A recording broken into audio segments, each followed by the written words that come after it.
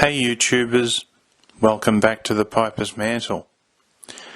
Well, as many of you know, my debut novel, The Last Shadar, has been going through an update. I was happy with the story when it was first published, but having learned a bit more, I felt that the book deserved an update, and this is why. As a first-time author, I wasn't aware that every author has their own writing habits. Some authors use a particular phrase or speech attribution too many times. Others have a habit of using specific words over and over again. In my case, some of my habits were using too many exclamation points, telling the reader what's happening as opposed to showing the reader, and, like other authors, using certain phrases and specific words too often. With this new updated edition, all of those issues have been rectified. Another thing I wasn't happy with was that even though the manuscript had been worked on for many years, the actual cover design of the book was done in less than a fortnight, so there were some issues there as well. Here you can see the original back cover next to the updated design. You'll notice that I've circled some areas of interest. The apostrophe has been corrected, the word local has been removed from the synopsis, and the endorsement has been given a few commas to make it flow better. And the title of the book in the endorsement, it was italicized once, but it wasn't italicized the second time. It should always be italicized in an endorsement. Lastly, you'll notice that the author sigil, which makes up my initials DJR, has been altered.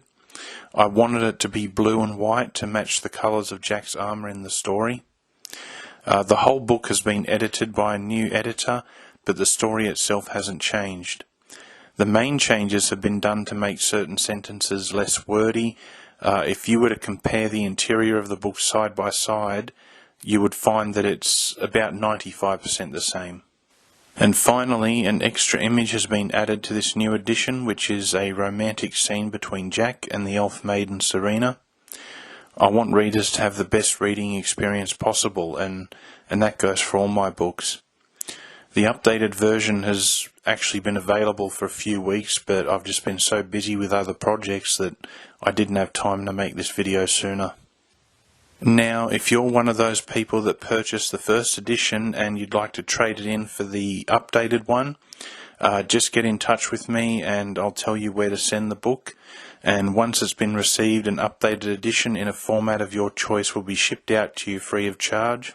But because the first edition has been on the market now for almost 12 months, there must be a trade-in period, because for all I know, some of those books could be sitting in second-hand bookshops right now. So as long as you get in contact with me within the next 2 months, you can trade in your first edition for the new updated edition.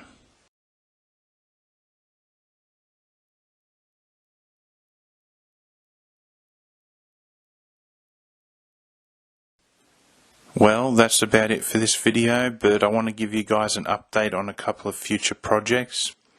Over the next 3 to 4 months, provided there are no delays, I'm hoping to publish a short story called When Stars Collide, which has been written by me, but the story itself actually belongs to someone else.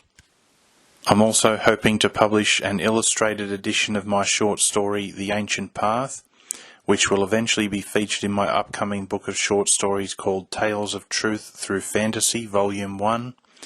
If you'd like to know more about The Ancient Path, I have done a sneak peek video about it before, and I'll include the link to that in the video description, along with the Amazon link to where you can purchase the updated edition of The Last Shadar.